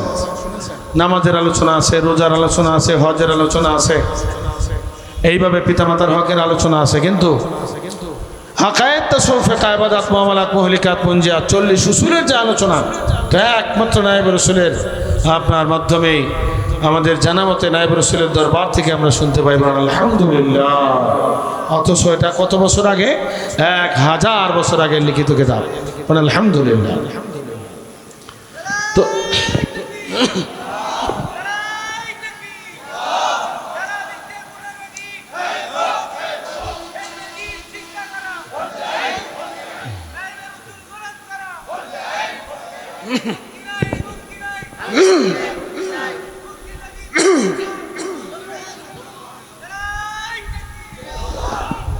এইভাবে অসংখ্য অগণিত কেতাবের মাধ্যমে নায়েব রাসূল আমাদের সামনে প্রমাণ করেন যে আকায়েদ, তাসাউফ, ফিকহ এই তিনের সমষ্টি পূর্ণাঙ্গ দিন। আমলি মাসলা 4 ভাগ, আল্লাহর হক ইবাদত, সৃষ্টির হক মুআমালাত, অন্তরে অসৎস্বভাব বর্জন করা হচ্ছে মুহলিকাত, সৎস্বভাব অর্জন করার নাম কি? মুনজিয়াত। তো আপনার নামাজ, রোজা, হজ, যাকাত এর আলোচনা আমরা বরাবর শুনে থাকি। পিতামাতার হক, সন্তানের হক, স্বামী স্ত্রীর হক, এগুলোর আলোচনাও সাধারণত কি হয়ে থাকে। কিন্তু ইলমে কলব, ইলমে তাসাউফের ভিতরে যে 10-20 প্রকার মাসালা আছে, এই ব্যাপারে আলোচনাটা সমাজের ভিতরে আসলেই নিতান্তই কম। অথচ ইলমে কলব, ইলমে তাসাউফ এটা আমলি মাসলার অর্ধাংশ। আর পুরা 30 পারা কোরআন, লক্ষ লক্ষ হাদিসের 1/3, 3 ভাগের 1 ভাগ হচ্ছে ইলমে কলব, ইলমে তাসাউফ। অথচ এই ব্যাপারে সমাজ আজকে বেখবর। তা আল্লাহ রাসূল সাল্লাল্লাহু আলাইহি ওয়াসাল্লাম যে বলছেন ইসলাম থাকবে না, থাকবে শুধু নাম। আজকে নামে মাত্র ইসলাম আছে, নামে মাত্র মুসলমান, কিন্তু পূর্ণাঙ্গ ইসলাম কি সমাজের ভিতরে আছে? 3, 4, 40 উসুলের আলোচনা সমাজের ভিতরে কোথাও শোনা যায়? কোথাও শোনা যায় না। তো আল্লাহ পাকের অশেষ মেহেরবানি, নায়েব রাসূলের মাধ্যমে আমরা এই সত্যিকার পূর্ণাঙ্গ দিনের সন্ধান পেয়েছি। মুজাদ্দিদ আজম রাহমাতুল্লাহ আলাইহির রসিলায় জামানা নায়েব রাসূলের মাধ্যমে সত্যিকার দিন আমরা পেয়েছি। আলহামদুলিল্লাহ। এখন দিনের আমলি মাসলার অর্ধাংশ বা পুরা পরিপূর্ণ দিনের 1/3, 3 ভাগের 1 ভাগ ইলমে কলব বা ইলমে তাসাউফ, এটা অত্যন্ত গুরুত্বপূর্ণ ফরজ। এই তাসাউফ বললে মানুষ অনেক সময় আশ্চর্যান্বিত হয়ে যায়। অথচ এই ইলমে তাসাউফ এটা যদি আমরা চিন্তা গবেষণা করি তাহলে অত্যন্ত একটা সহজ বিষয়। চিন্তা গবেষণা করলে আসলে সহজ, কিন্তু না বোঝার কারণে কঠিন মনে হয়। ইলমে তাসাউফের সংজ্ঞায় কিতাবে লেখা আছে, হুয়া ইলমুন ইউরাফু বিহি আনওয়াউল ফাদাইল ওয়া কাইফিয়াতু ইকতিসাবিহা ওয়া আনওয়াউর রাযাইল ওয়া কাইফিয়াতু ইজতিনাবিহা। ইলমে তাসাউফ এমন একটা ইলম যে ইলমের মাধ্যমে মানুষের অন্তরের অসৎ স্বভাবগুলোর প্রকারভেদ এবং উহা বর্জনের পদ্ধতি, সৎ স্বভাবগুলোর প্রকারভেদ, এবং আপনার পুরাতন কাদিম ছাপা 40 পৃষ্ঠা আর এই নতুন ছাপা 43 পৃষ্ঠায় লেখা আছে। এবং এই ইলম শিক্ষা করা যে ফরজ, ইন্না ইলমাল ইখলাস ওয়াল উজব ওয়াল হাসাদে ওয়া রিয়া ফারদুন আইন, এইভাবে লেখা আছে। ইখলাসের ইলম, উজবের ইলম, হাসাদের ইলম, রিয়ার ইলম, এই ইলম শিক্ষা করা কি ফরজে আইন। এবং অন্তর থেকে অসৎ স্বভাবগুলো দূর করা, আরও যা আছে কেব্র, হাসাদ, বকজো, গজব, গীবত, হেসকেজ, বকর, রিয়া, গুরুর, এই অসৎ স্বভাবগুলো দূরীভূত করা প্রত্যেকটা মুসলমানের উপরে ফরজে আইন। ইজালাতুহা ফারদুন আইন, প্রত্যেকটা মুসলমানের উপরে কি ফরজে আইন। ওয়ালা ইয়ুমকিনু ইল্লা বিমারিফাতি হুদুদিহা ওয়া আসবাবিহা ওয়া আলামাতিহা ওয়া ইলাজিহা। কিন্তু যে যত রকম চেষ্টা করো অন্তর থেকে অসৎ স্বভাব দূরীভূত করা সম্ভব হবে না যতক্ষণ পর্যন্ত এক একটা অসৎ স্বভাবের জন্য 4 ভাগে মাসলা না জানবে। কয় ভাগে মাসলা? 4 ভাগে মাসলা জানতে হবে। জোহরের নামাজ ফরজ কয় রাকাত? 4 রাকাত। এশার নামাজ ফরজ কয় রাকাত? 4 রাকাত। 4 রাকাতের মধ্যে 2 রাকাত পড়ছে, 1 রাকাত বাদ দিছে, নামাজ হবে? 3 রাকাত পড়ছে, 1 রাকাত বাদ দিছে, কি নামাজ হবে? তো যেভাবে জোহরের নামাজ ফরজ 4 রাকাত, অহংকার দূর করার জন্য 4 ফরজ। অহংকার দূর করার জন্য কয় ফরজ? ওযুতে কয় ফরজ? 4 ফরজ। হাসাদ দূর করার জন্য কয় ফরজ? 4 ফরজ। 4 ভাগে মাসলা শিক্ষা করতে হবে। অহংকার জিনিসটা কি, কি কারণে অন্তরে অহংকার আসে, অহংকার অন্তরে আসে না আসে এটা আলামত, লক্ষণ জানতে হবে। লক্ষণের মাসলা জানা ফরজ। আর এলাজ বা চিকিৎসার এলেন অহংকার দূর করা, চিকিৎসার মাসলা জানা ফরজ। এইভাবে 4 ভাগে মাসলা না জানা পর্যন্ত অহংকার, হিংসা, হাসাদ, রিয়া, বখিলি এগুলো কোনোভাবেই অন্তর থেকে দূরীভূত করা সম্ভব নয়। আর এটা এমন একটা এলেম, এই আলমউদ্দিন প্রথম খণ্ড ইমাম গাজ্জালী রাহমাতুল্লাহ আলাইহি তিনি লিখেছেন, ফাল ইলমু বিহুদুদি হাদিল মুরাহাকায়ে ওয়া আসবাব সামারাতিহা ওয়া ইলাজিহা হুয়া ইলমুল আখিরাতি ওয়া ফারদুন আইনুন ফি ফাতওয়া উলামাইল আখিরাতি ফাল মুগরিদানহা হালিকুম রিসাতাতি মালিকিল মুলক ফিল আখিরাহ। অন্তঃশুদ্ধির ইলম যে ইলমে কলব, ইলমে তাসাউফ, এই ইলমের প্রত্যেকটা সংজ্ঞা জানা, কারণের মাসলা জানা, আছে না না আছে আলামত লক্ষণ জানা, দূর করার চিকিৎসা জানা, এই 4 ভাগে মাসলা জানা ফারদুন আইন। এটা আখিরাতের ইলম, হুয়া ইলমুল আখিরাত, এটা পরজগতের ইলম। এই ইলমটা কিসের ইলম? পরজগতের ইলম। যেটা হালকা মনে করলে চলবে, পরকালের ইলম, পরজগতে মুক্তি পাওয়ার ইলম। ও হুয়া ফারদুন আইন। এবং ইমাম গাজ্জালী রাহমাতুল্লাহ আলাইহি তিনি বলছেন এটা ফরজ আইন, প্রত্যেকটা মুসলমানের উপরে, পুরুষ মহিলা সকলের উপরে ফরজ আইন। ফাল মুরিদানহা ও হুয়া ফারদুন আইন ফি ফাতওয়া উলামাইল আখিরাহ। উনি বলতেছেন যেটা যে ফরজ আইন, এই ব্যাপারে আমি একার মত প্রকাশ করতেছি না, বরং পরলোকদর্শী যত উলামায়ে কেরাম আছে, হানাফি, শাফি, মালিকি, হাম্বলি, সমস্ত পরলোকদর্শী উলামায়ে কেরাম সবার ফতোয়া হয়ে গেছে, সবাই একমত এই ইলমে কলব, ইলমে তাসাউফের মাসলা শিক্ষা করা ফরজ। বলেন সুবহানাল্লাহ। ইলমে তাসাউফ শিক্ষা করা ফরজ আইন, ইলমে কলব শিক্ষা করা ফরজ আইন, ফরজ আইন। নারে তাকবীর।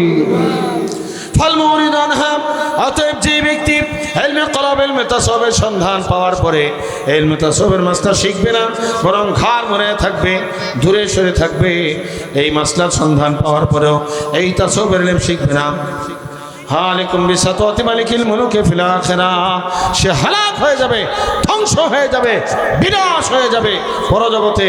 রাজাদিরাজ আল্লাহর আযাব গজবে, আল্লাহর তরবারির আঘাত, অর্থাৎ আল্লাহর আযাব গজবে পরজগতে সে ধ্বংসপ্রাপ্ত হয়ে যাবে। বলেন নাউযুবিল্লাহ। কঠিন ধমক। কাজী ভাইয়ের আমার, বন্ধুরা আমার, এই ইলমে কলব, ইলমে তাসাউফ শিক্ষার জন্য নায়েব রাসূলের পক্ষ থেকে কারিকুলাম হচ্ছে 3 দিন 6 দিনের জন্য আখিরাতের হাদি নায়েব রাসূলের দরবারে তালিমি জলসায় দ্বীনি ইলমের মাহফিলে হাজির থাকতে হয়। অত্র এলাকায় 3 দিন ব্যাপী মাহফিলের আজকে 3য় দিন না, প্রথম দিন আপনার যে পবহাটি নদীর কুল কেন্দ্রীয় জামে মসজিদে, নদীর পারে কেন্দ্রীয় জামে মসজিদে প্রথম দিনে মাহফিল অনুষ্ঠিত হয়েছে। আবার গতকালকে ছিল দুধছড়ে, আজকে হচ্ছে আপনাদের এই পবহাটি আপনার বিশ্বরোড সংলগ্ন ঈদগাহ ময়দানে। এই 3 দিনের মাহফিল এইভাবে নায়েব রাসূলের কারিকুলাম অনুযায়ী 3 দিন 6 দিন নায়েব রাসূলের তালিমি জলসায় হাজির থাকতে হবে। বছরে মাত্র 6টা দিন। বছরে মাত্র কয় দিন? 6 দিন। এই তাসাউফ শিক্ষার জন্য অত্যন্ত সহজ কারিকুলাম নায়েব রাসূল করে দিয়েছেন। 365 দিনের ভিতরে মাত্র 6টা দিন। মাত্র কয়টা দিন? 6টা দিন। তাও একসঙ্গে নয়, আপনার 3 দিন গড়ে আবার 6 মাস পরে 3 দিন। এই 3 দিন 6 দিনের জন্য আখিরাতের হাদি নায়েব রাসূলের দরবারে, নায়েব রাসূলের জলসায় উপস্থিত থাকতে হয়। এটা হচ্ছে বাধ্যতামূলক কারিকুলাম। সবার জন্য সহজ হয়েছে না? বিষয়টা শিক্ষা করা ফরজ। দেখা যায় অনেক মানুষ অনেক ব্যস্ততা থাকেন, কিন্তু বছরে 6টা দিন যদি ব্যয় না করতে পারেন, হাসরের ময়দানে আল্লাহর দরবারে জবাব দেওয়া যাবে? মাত্র 6টা দিন বলা হয়েছে। এই অবস্থায় যারা আখিরাতের হাদির কাছে শিক্ষার জন্য ভর্তি হয়ে চেষ্টায় থাকবে, আল্লাহ রাসূল সাল্লাল্লাহু আলাইহি ওয়াসাল্লাম হাদিসে ঘোষণা করেছেন, মান মাতা ওয়া হুয়া ইয়াতলুবুল ইলমা ফায়াবসুল্লাহু ফি কবরিহি মালাকাইন। যেই ব্যক্তি দ্বীনি ইলম শিক্ষার জন্য আখিরাতের হাদি উস্তাদ গ্রহণ করে শিক্ষার চেষ্টায় আছে, অবস্থায় যদি মারা যায়, আল্লাহ রাব্বুল আলামিন তার কবরের ভিতরে 2 ফেরেশতা পাঠিয়ে দেন। জোরে বলুন সুবহানাল্লাহ। ফেরেশতা পাঠাবেন কয়জন? 2 জন। কি করবে 2 ফেরেশতা? ওয়ায়ুআল্লিমানিহি ইলা ইয়াউমিল কিয়ামা, কিয়ামত পর্যন্ত এই 2 ফেরেশতা কবরের জিন্দেগিতে রূহানি ভাবে বাকি ইলম শিক্ষা দান করতে থাকবে। জোরে বলুন সুবহানাল্লাহ। দুনিয়াতে আপনি শিক্ষার জন্য উস্তাদ গ্রহণ করেছেন, হায়াতে বের পাইল না, কবরে শিক্ষার ব্যবস্থা করবেন কে? আরো জোরে, কবরে শিক্ষার ব্যবস্থা করবেন কে? হাসরের ময়দানে আল্লাহ মূর্খ বানায় উঠাবেন, আলেমান আরেফা, জবরদস্ত হক্কানি আলেম আরেফ আল্লাহর ওলি বানিয়ে উঠাবেন। সুবহানাল্লাহ। তাহলে আমরা শিক্ষার চেষ্টা থাকবো ইনশাআল্লাহ। শিক্ষার জন্য কারা কারা চেষ্টা করবো? ভর্তি হওয়ার জন্য নিয়ত করলাম, আল্লাহ কবুল করুন বলে আমিন। এই ব্যাপারে বড় পীর আব্দুল কাদের জিলানী রাহমাতুল্লাহ আলাইহি সিরুল আসরার কিতাবের ভিতরে, আজ থেকে প্রায় 900 বছর আগের কিতাব, সেই কিতাবের ভিতরে কোরআন হাদিসের দলিলের মাধ্যমে তিনি উল্লেখ করেছেন, ওয়ালিযালিকা তালবু আহলি তালকিন ফারদুন লিহায়াতিল কলবি, অন্তরকে সঞ্জীবিত করার জন্য একজন কামেল মুর্শিদ তালাশ করা ফরজ। বলে সুবহানাল্লাহ। বড় পীর আব্দুল কাদের জিলানী রাহমাতুল্লাহ আলাইহি আজ থেকে প্রায় 900 বছর আগে, কয়শো বছর আগে? 900 বছর আগে সিরুল আসরার কিতাবের ভিতরে উনি ফতোয়া প্রদান করেছেন। ইলমে কলব, ইলমে তাসাউফ শিক্ষার জন্য একজন কামেল মুর্শিদ তালাশ করা কি ফরজ বলেছেন। বলে সুবহানাল্লাহ। এতক্ষণ তো আরবি কিতাব, উর্দু কিতাব দেখছেন, এখন বাংলা কিতাবও দেখাই দিই না?